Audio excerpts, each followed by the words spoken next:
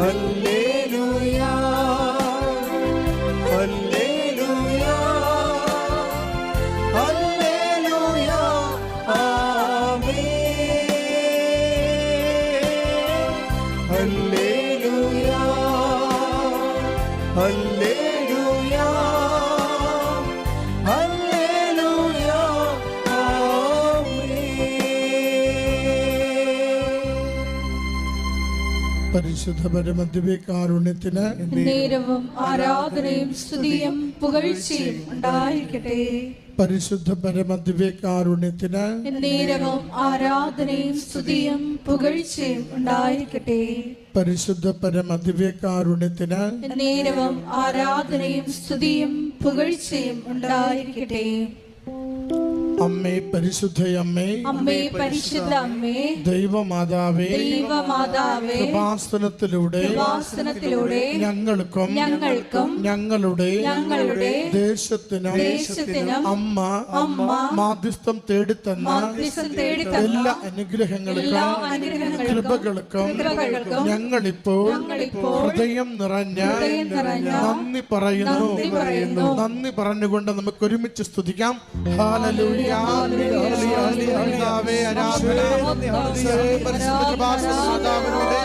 നിരന്തരം ലഭിച്ചുകൊണ്ടിരിക്കുന്ന എല്ലാ അനുഗ്രഹങ്ങളെ സംരക്ഷണത്തെ ഓർത്ത് നന്ദി പറയുന്നു. രോഗസൗഖ്യത്തെ ഓർത്ത് നന്ദി പറയുന്നു. ഹല്ലേലൂയ ഹല്ലേലൂയ ഹല്ലേലൂയ ആമേൻ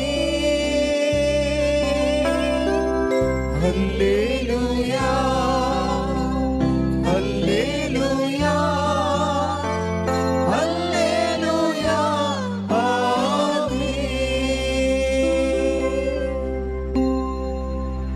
പരിശുദ്ധ പരമദിവ്യകാരുണ്യത്തിന് നേരവും ആരാധനയും സ്തുതിയും പുകഴ്ചയും ഉണ്ടായിരിക്കട്ടെ. പരിശുദ്ധ പരമദിവ്യകാരുണ്യത്തിന് നേരവും ആരാധനയും സ്തുതിയും പുകഴ്ചയും ഉണ്ടായിരിക്കട്ടെ. പരിശുദ്ധ പരമദിവ്യകാരുണ്യത്തിന് നേരവും ആരാധനയും സ്തുതിയും പുകഴ്ചയും ഉണ്ടായിരിക്കട്ടെ. അമ്മേ പരിശുദ്ധ അമ്മേ, അമ്മേ പരിശുദ്ധ അമ്മേ, ദൈവമാതാവേ, ദൈവമാതാവേ, 2004 ഡിസംബർ 7-ാം തീയതി ഉച്ചകഴിഞ്ഞ് 2:30 കൃപാസനത്തിൽ സംഭവിച്ച അമ്മയുടെ പ്രത്യക്ഷപ്പെടലിനെ കുറിച്ച് തിരുസഭയ്ക്ക് സമർപ്പിച്ചിരിക്കുന്ന പഠനരേഖകളുടെ മേൽ വസ്തുനിഷ്ഠവും ദൈവശാസ്ത്ര വിധിപ്രകാരമുള്ളതുമായ അന്വേഷണ പഠനങ്ങൾ നടത്തി ആ പ്രത്യക്ഷപ്പെടലിലൂടെ പ്രകടമായ ദൈവമാതാവിന്റെ പ്രത്യേക കരുതലും സംരക്ഷണവും വെളിപ്പെടുത്തുന്ന പീഡിതരുടെ ആശ്വാസവും പ്രവാചകന്മാരുടെ രാജ്ഞിയും വാഗ്ദാനത്തിന്റെ പേടകവും പ്രപഞ്ച പ്രകൃതിയുടെ മാതാവുമായ പരിശുദ്ധ അമ്മയുടെ ഭക്തി തിരുസഭയിൽ കൂടുതൽ പ്രചരിച്ച് ജീവിതത്തിന്റെ ദുരിത അവസ്ഥകളിൽ അകപ്പെട്ട് കഴിയുന്ന അനേകായിരം മക്കൾക്ക് ദൈവത്തിന്റെ സാന്നിധ്യവും സന്ധിപ്പും കൂടുതൽ അനുഭവിക്കുക വഴി ആത്മീയ വിശുദ്ധിയും ദൈവശക്തിയും കൈവരിക്കുവാൻ ഞങ്ങളുടെ കുടുംബങ്ങളെ ഇടയാക്കണമേ. സ്തുതിച്ച് പ്രാർത്ഥിക്കാം. ഹല്ലേലൂയ. കർത്താവേ, ആരാധന കർത്താവേ, മഹത്വം കർത്താവേ, അനുഗ്രഹിക്കണേ കർത്താവേ, സംരക്ഷിക്കണമേ കർത്താവേ, സൗഖ്യപ്പെടുത്തണമേ കർത്താവേ, ആശീർവദിക്കണമേ കർത്താവേ. ഹല്ലേലൂയ ഹല്ലേലൂയ ഹല്ലേലൂയ ഹല്ലേലൂയ ഹല്ലേലൂയ. യേശുവേ സ്തുതി കർത്താവേ, ആരാധന കർത്താവേ. ഹല്ലേലൂയ ഹല്ലേലൂയ ഹല്ലേലൂയ ആമേൻ ഹല്ലേലൂയ ഹല്ലേലൂയ ഹല്ലേലൂയ ആമേൻ. പരിശുദ്ധ പരമദിവ്യകാരുണ്യത്തിന് എന്നേരവും ആരാധനയും സ്തുതിയും പുകഴ്ചയും ഉണ്ടായിരിക്കട്ടെ. പരിശുദ്ധ പരമദിവ്യകാരുണ്യത്തിന് എന്നേരവും ആരാധനയും സ്തുതിയും പുകഴ്ചയും ഉണ്ടായിരിക്കട്ടെ. പരിശുദ്ധ പരമദിവ്യകാരുണ്യത്തിന് എന്നേരവും ആരാധനയും സ്തുതിയും പുകഴ്ചയും ഉണ്ടായിരിക്കട്ടെ. അമ്മേ പരിശുദ്ധയമ്മേ, അമ്മേ പരിശുദ്ധ അമ്മേ, ഭൂസ്വർലോകങ്ങളുടെ രാജ്ഞിയായ അങ്ങേയ്ക്ക് ഭൗമ സംരക്ഷണത്തിനായി പ്രപഞ്ച പ്രകൃതിയെ തന്നെ തിരുസഭ പ്രതിഷ്ഠിക്കുവാൻ ഈ പ്രത്യക്ഷീകരണം വഴി ഇടയാക്കണമേ. പരിശുദ്ധയമ്മേ, ജപമാല മാതാവേ, സകല കൃപാസനം പ്രാർത്ഥനകളോടും ചേർത്ത് ഞങ്ങളിപ്പോൾ പ്രാർത്ഥിക്കുന്ന ഈ സമൂഹത്തിന്റെ പ്രത്യേക നിയോഗവും നമ്മുടെ ആവശ്യങ്ങളെയും പ്രാർത്ഥനകളെയും പരിശുദ്ധ കൃപാസന മാതാവ് വഴി ഈശോയുടെ തിരുനടയിൽ സമർപ്പിക്കാം. വിപി ജോസഫ് അച്ഛൻ്റെ പ്രത്യേക നിയോഗങ്ങൾക്ക് വേണ്ടിയും നമുക്ക് ഈ നിമിഷങ്ങളിൽ പ്രാർത്ഥിക്കാം.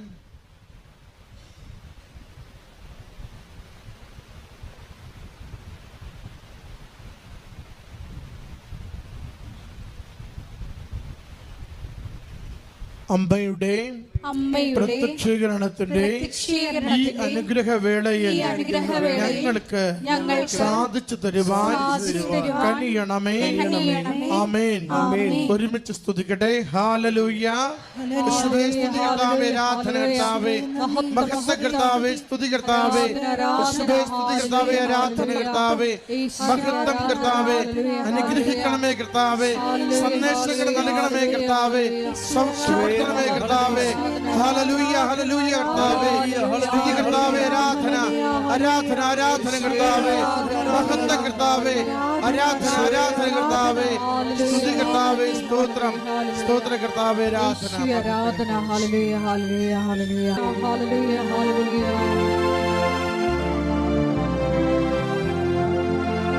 എന്നുമെന്നും കൂടെയിരിപ്പാൻ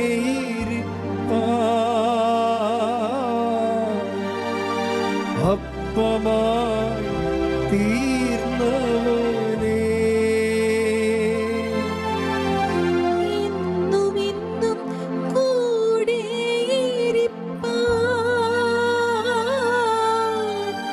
അപ്പമായി തീർന്നവനേ. ഉച്ചത്തിൽ എല്ലാവരും പാടി പ്രാർത്ഥിക്കാം. എന്നുമെന്നും കൂടെയിരിപ്പാൻ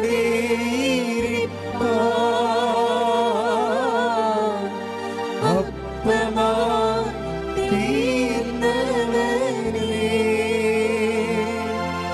എന്റെ സ്നേഹിതനാകുന്ന സ്നേഹമേ,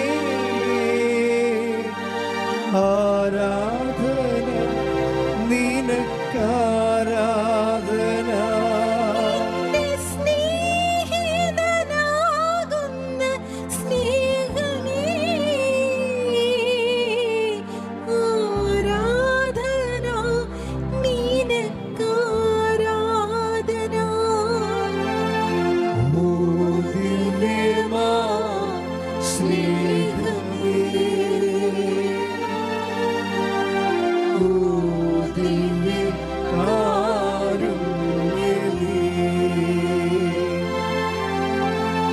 ഓ ദിവ്യമാ സ്നേഹമേ, ഓ ദിവ്യകാരുണ്യമേ,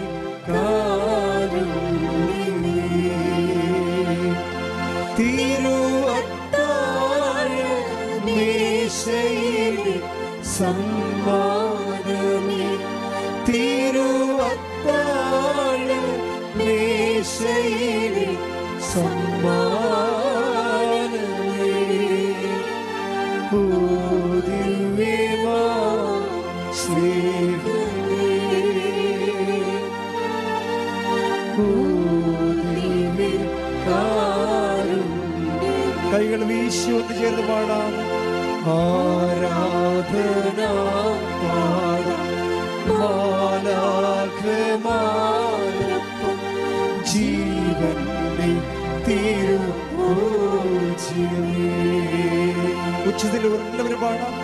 ആരാധന പാടാം ജീവന്റെ തിരുഭോജിലേ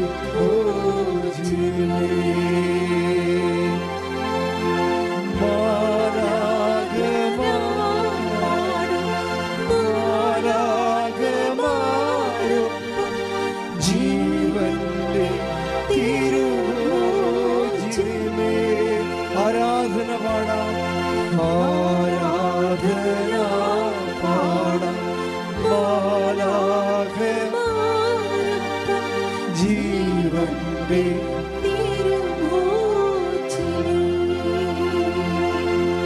ആത്മാവിൻ അൾത്താര തന്നെ നിന്നെ ഞാൻ ആരാധിക്കാം. ആത്മാവിൻ അൾത്താര തന്നെ നിന്നെ ഞാൻ ആരാധിക്കാം. എന്റെ ജീവനായി തീരുന്ന സ്നേഹമേ ആരാധന നിനക്കാരാധന. എന്റെ ജീവനായി തീരുന്ന സ്നേഹമേ ആരാധന നിനക്കാരാധന. ഓ ദിവ്യമാ സ്നേഹമേ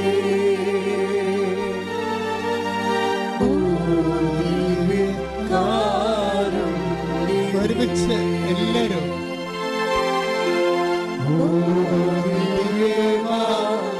സ്നേഹമേ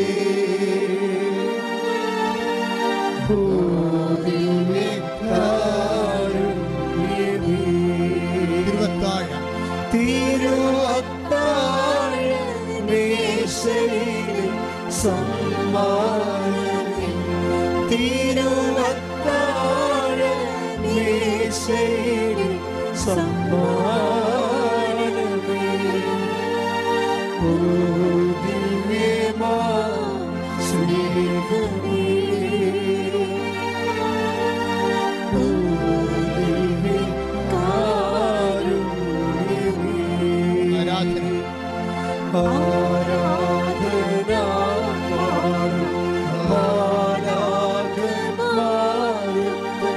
ജീവന്റെ തിരുഭോജിലേ ആരാധന പാടും മാലാഖമാരൊപ്പം ജീവന്റെ തിരുഭോജിലേ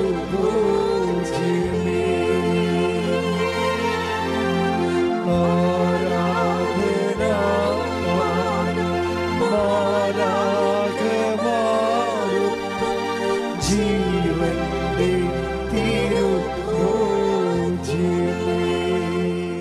പരിശുദ്ധ പരമ ദിവ്യകാരുണ്യത്തിന് നേരവും ആരാധനയും സ്തുതിയും പുകഴ്ചയും ഉണ്ടായിരിക്കട്ടെ. പരിശുദ്ധ പരമ ദിവ്യകാരുണ്യത്തിന് നേരവും ആരാധനയും സ്തുതിയും പുകഴ്ചയും ഉണ്ടായിരിക്കട്ടെ. പരിശുദ്ധ പരമ ദിവ്യകാരുണ്യത്തിന് നേരവും ആരാധനയും സ്തുതിയും പുകഴ്ചയും ഉണ്ടായിരിക്കട്ടെ.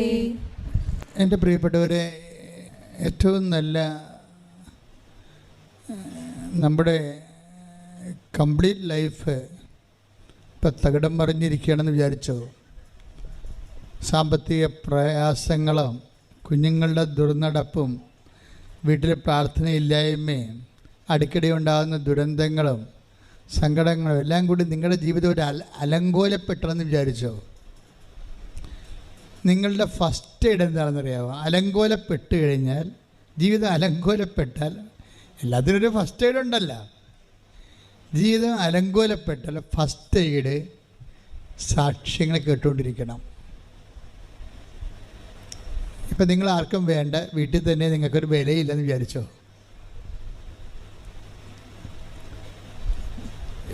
നിങ്ങൾ അങ്ങനെയൊക്കെ പറഞ്ഞാൽ എനിക്കൊന്നും ഫീൽ ചെയ്യത്തില്ല. എന്താ കാര്യം എന്നറിയാവോ? നമ്മൾക്ക് വേണ്ടി വില കൊടുത്തവൻ നമ്മുടെ കൂടെ ഉള്ളപ്പോൾ പിന്നെ ഈ ചുഷ്ടം പോലുള്ള മനുഷ്യർ, നാളെ ചത്തുപോണ മനുഷ്യർ നമ്മളെ വില കൽപ്പിച്ചിട്ട് നമുക്ക് എന്നാ കട്ടാനാ? ഒന്നും കിട്ടാനില്ല. ക്ലിയർ അല്ലേ? നാളെ ചത്തുപോണ ആൾക്കാർ നമ്മൾക്ക് വില കൽപ്പിച്ചതെന്ത്, കൽപ്പിച്ചില്ല എന്ത്? നമ്മളെ വില കൽപ്പിച്ചവൻ നമ്മളെ വീണ്ടെടുത്തിട്ടുണ്ട്. അവൻ്റെ രക്തം നൽകാൻ കൊടുത്തിട്ട് കൈയടിച്ച് ശ്രദ്ധിക്കണ്ട. ഹല്ലേലൂയ.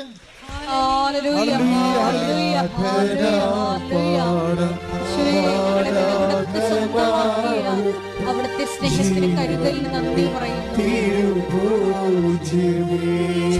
സ്വരത്തില് ആരാധന പാടും മാലാഖമാരൊപ്പം ജീവന്റെ തിരുഭോജ്യമേ. പരിശുദ്ധ പരമ ദിവ്യകാരുണ്യത്തിന് ആരാധനയും സ്തുതിയും പുകഴ്ചയും ഉണ്ടായിരിക്കട്ടെ. സാക്ഷ്യങ്ങൾ കേട്ടോണ്ടിരിക്കുമ്പോൾ എന്ത് സംഭവിക്കുന്നറിയാവോ?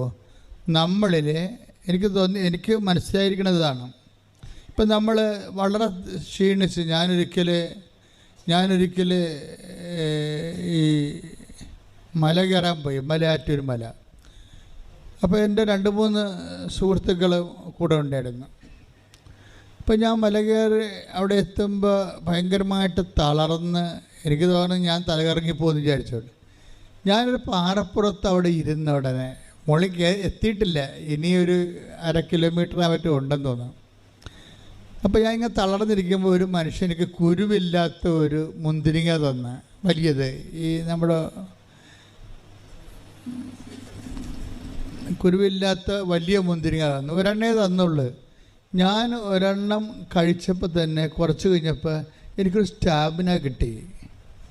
ഞാൻ പിന്നെ ബാക്കിയുള്ളത് ഈസിയായിട്ട് കയറി. ഇതുപോലെയാണ് ജീവിതത്തിൽ തളർന്നിരിക്കുമ്പോൾ നമ്മളൊരു സാക്ഷ്യം കേൾക്കുകയാണെങ്കിൽ നമുക്ക് മനസ്സിലാകും ദൈവം അവർ പാവപ്പെട്ടവരായിരിക്കും സാക്ഷ്യം പറഞ്ഞത്. ഈ ദൈവം ഇപ്പോഴും ജീവിച്ചിരിക്കുന്നു, നമ്മുടെ കൂടെയുണ്ട്. അപ്പം ഞാനും ഇതുപോലെ ഒന്ന് ഇൻവെസ്റ്റ് ചെയ്യുകയാണെങ്കിൽ, എൻ്റെ വിശ്വാസം ഇൻവെസ്റ്റ് ചെയ്യണേ. വിശ്വാസം ഇൻവെസ്റ്റ് ചെയ്യുമ്പോൾ ശ്രദ്ധിക്കണം. ബൈബിള് നമ്മളെല്ലാവരും വിശ്വാസമെന്ന് പറയണ പോലല്ല ബൈബിൾ വിശ്വാസമെന്ന് പറയണത്. ബൈബിൾ വിശ്വാസമെന്ന് പറയണത് നമ്മൾ പറയണ ഒരു വിഷയമല്ല, അത് വേറെ ഒരു വിഷയമാണ്. നമ്മൾ വിശ്വസിക്കുന്നൊക്കെ പറയത്തില്ലേ.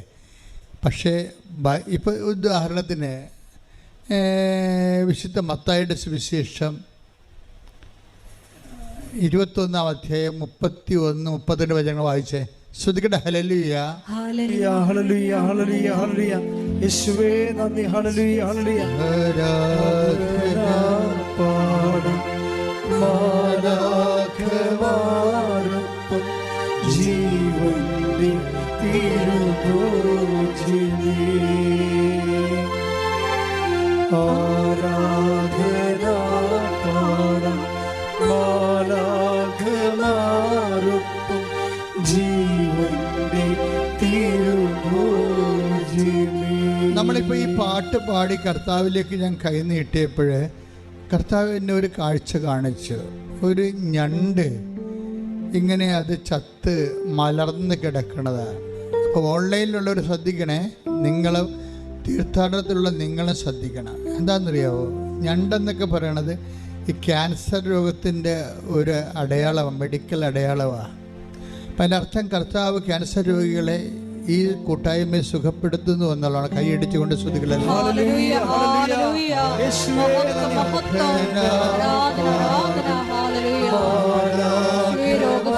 സന്ദേശത്തിനും സാന്നിധ്യത്തിനും ഒരു 2-3 മാസത്തിന് ശേഷം 7 പേര് ഈ മെസ്സേജിൽ ക്യാൻസർ സുഖപ്പെട്ടതിന് ഈ ആൾക്കാരെ സാക്ഷ്യം പറഞ്ഞിരിക്കാം.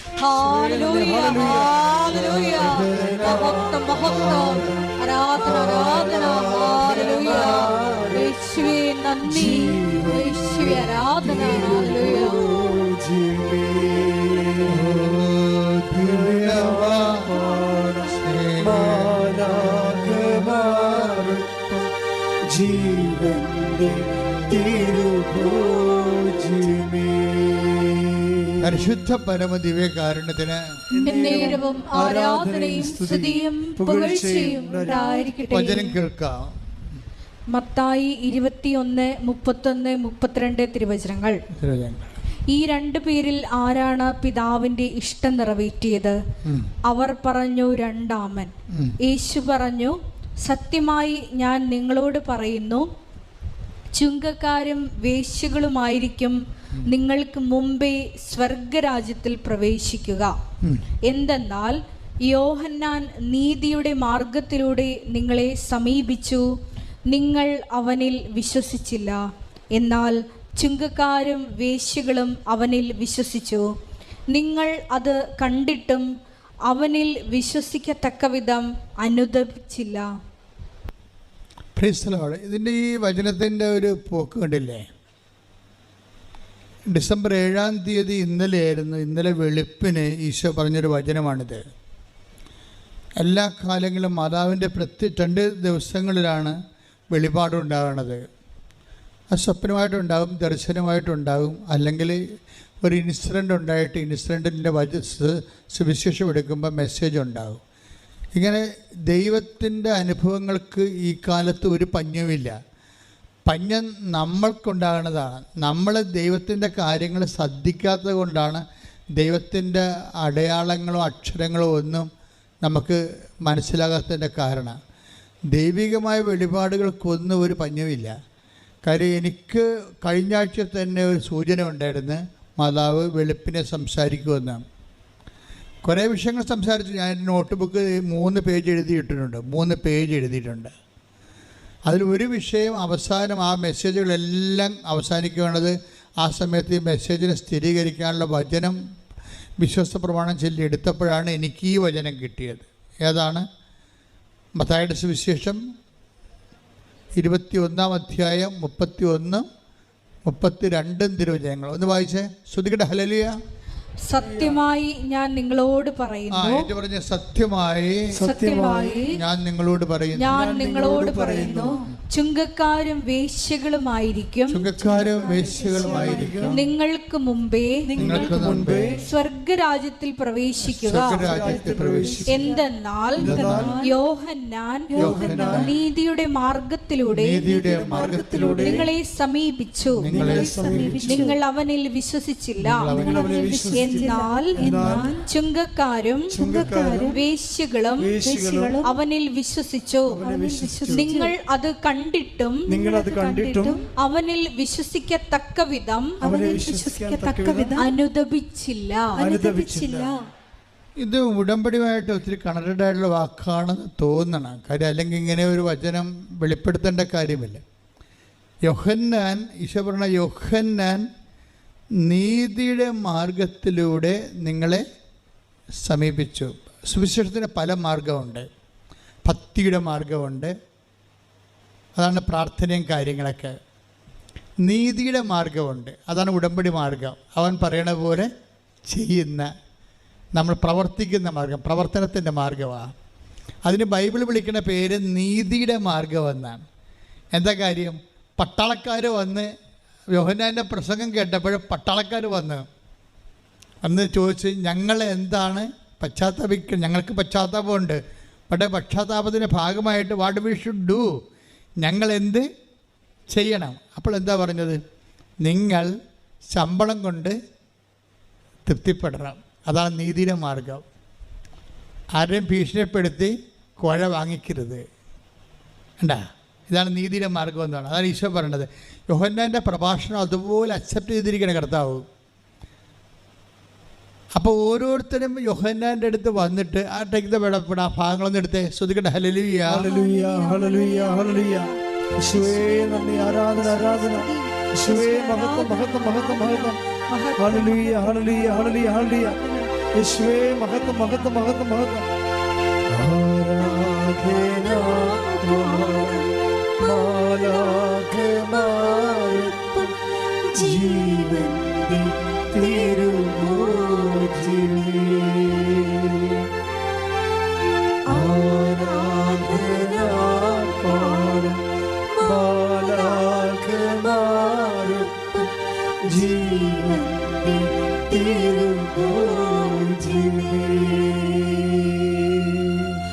ആരാധന പാടാം മാലാഖമാരൊപ്പം ജീവന്റെ തിരുഭോജനേ. എന്നുമെന്നും കൂടെയിരിപ്പാൻ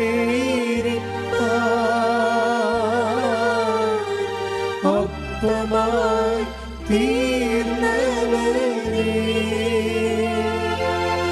എന്നുമെന്നും കൂടെയിരിപ്പാൻ ഒപ്പമായി തീർന്നവരേ. എന്റെ സ്നേഹിതനാകുന്ന സ്നേഹമേ,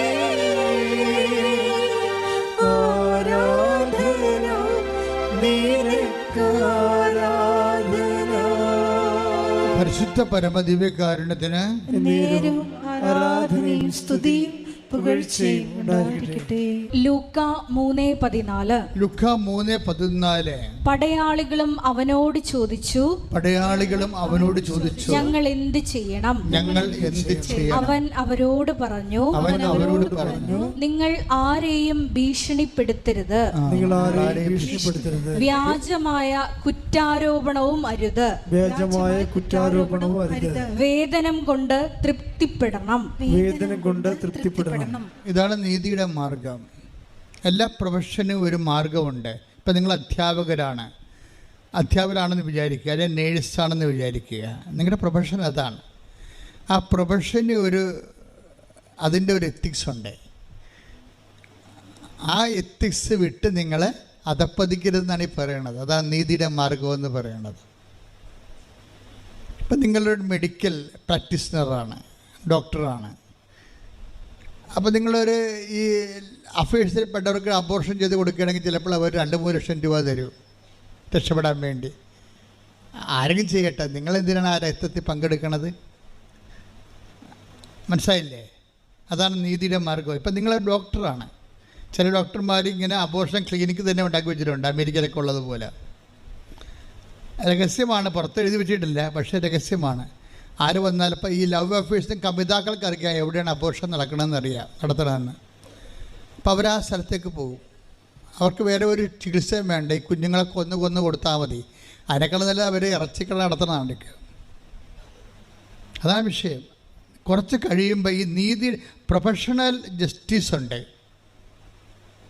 ഈ പ്രൊഫഷണൽ ജസ്റ്റിസ്, അതാണ് യോഹന്നാൻ നിങ്ങളെ നീതിയുടെ മാർഗത്തിലൂടെ അദ്ദേഹം സുവിശേഷം കൈമാറിയപ്പോഴേ അത് സത്യസന്ധമായിട്ടാണ് കൈമാറിയിരിക്കുന്നത്, അല്ലാതെ സുഖിപ്പിച്ചല്ല. ആൾക്കാരെ സുഖിപ്പിച്ച് ദൈവത്തിൻ്റെ അടുത്ത് അനുദപിച്ചു കഴിഞ്ഞാൽ നിങ്ങൾക്ക് ദൈവം ഇങ്ങനെ ആനക്കൂന തരുമെന്നല്ല പറഞ്ഞത്. സത്യസന്ധമായ സുവിശേഷം നീതിയുടെ മാർഗമാണ്. ഉടമ്പടി അന്വേഷിക്കുന്നത് ഈ നീതിയുടെ മാർഗമാണ്. ഇപ്പം കഴിഞ്ഞ ദിവസങ്ങളിൽ സിമി എന്നും പറഞ്ഞൊരു സീനിയർ നേഴ്സ്, ഇംഗ്ലണ്ടിൽ 20 കൊല്ലമായിട്ട് പ്രവർത്തിക്കുന്ന സീനിയർ നേഴ്സിൻ്റെ സാക്ഷ്യം ഇന്ന് അപ്പീലുണ്ട്.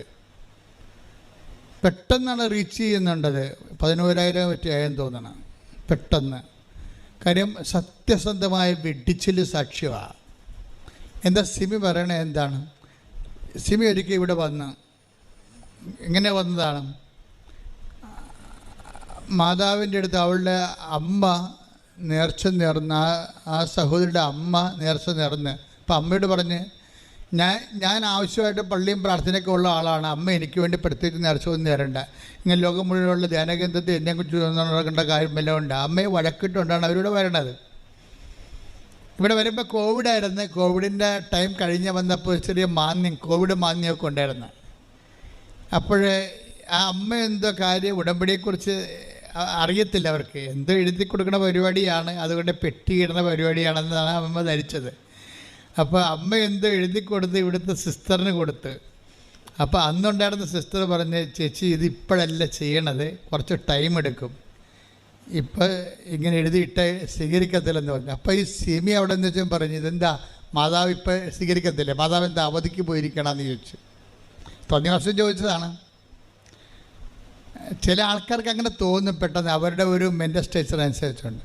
പക്ഷേ പിന്നെ ഇംഗ്ലണ്ടിൽ ചെന്നിട്ട് പിന്നെ ഇവർക്ക് 1 by 1 ആയിട്ട് പ്രോബ്ലമായി. പ്രോബ്ലം വെച്ച് കഴിഞ്ഞാൽ അതിപ്പം നിങ്ങളറിയാം, ഇപ്പോൾ ലോകത്തിലുള്ള ഒത്തിരിയേറെ മനുഷ്യർ കാര്യങ്ങളറിയാതെ കൃപാസനം മാതാവിനെയും കൃപാസനം മാതാവ് എന്ന് പറയണത്, കൃപാസനം പത്രം എന്ന് പറയണത് മാതാവിൻ്റെ പ്രത്യക്ഷീകരണ സന്ദേശം ലോകത്തിലെത്തിക്കാനുള്ള ദൈവത്തിൻ്റെ കൈകളാണത്. ഞങ്ങൾക്കതിനെക്കുറിച്ച് നല്ല ബോധമുണ്ട്. സഭയുടെ അകത്തു നിന്നൊക്കെ ഞങ്ങൾക്ക് നല്ല സമ്മർദ്ദമായിരുന്നു ഈ പത്രത്തിൻ്റെ വിഷയം വന്നപ്പോഴേ. ഇവിടെയുള്ള എക്സിക്യൂട്ടീവ്സ് പറഞ്ഞു വെച്ചാൽ ഒരു പത്രം കൊടുക്കാച്ചാന്ന് പറയും. ഒരു പത്രമില്ല കൊടുക്കാൻ പറ്റത്തുള്ള ആൾക്കാർക്ക് എങ്ങനെ അച്ഛൻ 9 പത്രവും 10 കൊടുക്കണമെന്ന് ചോദിക്കും. അപ്പം ഞാൻ പറഞ്ഞു, അല്ല, എന്നോട് പറഞ്ഞത് ഞാൻ ചെയ്യത്തുള്ളൂ, നിങ്ങളോട് പറഞ്ഞിട്ടല്ല കൃപാസനത്തെക്കുറിച്ച് പറഞ്ഞോ? നിങ്ങളുടെ കൃപാസനത്തെക്കുറിച്ച് ദൈവം പറഞ്ഞോ? ഇല്ല. 87-89 എന്നോടാ കൃപാസനത്തെക്കുറിച്ച് പറഞ്ഞത്. ഞാൻ ആ കൃപാസനം ഉടനെ സ്ഥാപിച്ചിട്ട് നിങ്ങളെ വിളിച്ചെന്ന് മാത്രമേ ഉള്ളൂ, വേറെ ഒരു കുഴപ്പം ഞാൻ ചെയ്തിട്ടില്ല. എനിക്ക് കണ്ണി കണ്ടവരെ ഇഷ്ടപ്പെട്ടവരെ വിളിച്ചു കൃപാസനത്തിലേക്ക് ചേർത്തുവന്നേ ഉള്ളൂ, അല്ലാതെ ഒരു സങ്കടം നമുക്ക് ഉണ്ടാക്കണമെന്ന് പറഞ്ഞ് എല്ലാവരെയും വിളിച്ചതല്ല. അപ്പോഴങ്ങനെ വിളിച്ച് ചേർത്ത് കഴിഞ്ഞപ്പോൾ പിന്നീട് എല്ലാ കാര്യങ്ങളും മാതാവിൻ്റെ പ്രത്യക്ഷീകരണവും അതിനുശേഷം ഉണ്ടാകുന്ന ഉടമ്പടിയും ഒക്കെ ദൈവിക വെളിപാടാണ്. ഞാൻ ദൈവത്തിൻ്റെ വചനങ്ങളോട് കർക്കശ്യമായ നീതി പുലർത്തുമ്പോൾ ദൈവം എന്നെ ഇതുപോലുള്ള കാര്യങ്ങൾ പറയാൻ പറ്റുന്ന ആളാണെന്ന് മനസ്സിലാക്കിയിട്ട് കാലാകാലങ്ങളിൽ ദൈവം പറഞ്ഞുകൊണ്ടേയിരുന്നു, ഓരോ കാര്യങ്ങൾ പറഞ്ഞുകൊണ്ടേയിരിക്കും. ഉടമ്പടി ചെയ്യാൻ പറഞ്ഞു. അപ്പോൾ എന്നോട് ആദ്യം പറഞ്ഞത്, പ്രത്യക്ഷീകരണം നടന്നിട്ട് 10 കൊല്ലം ആയില്ലേ, ഇന്ന് മറ്റൊരു നീ ചെയ്താ, അതുകൊണ്ട് നീ ഇനി പണിക്ക് നടക്കണ്ടേ എന്ന് പറഞ്ഞ് എന്നെ ആട്ടി ഓടിച്ച പോലെ വാടിപ്പെട്ടുന്ന ഓടിച്ചതാണ്. എനിക്ക് അകത്ത് കയറാൻ അനുവാദമില്ല.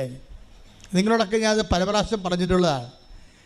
പക്ഷേ 5 മിനിറ്റിനുള്ളിൽ ദൈവം എന്നെ അവിടെ കയറ്റില്ലെങ്കിലും എനിക്ക് പ്രത്യക്ഷീകരണ പ്രാർത്ഥന തന്ന്, ഞാൻ കാറിൽ കാറ് ഇങ്ങോട്ട് വളഞ്ഞപ്പോൾ തന്നെ, കേരളത്തിലേക്ക് വളഞ്ഞപ്പോൾ തന്നെ പ്രത്യക്ഷീകരണ പ്രാർത്ഥന തന്നു.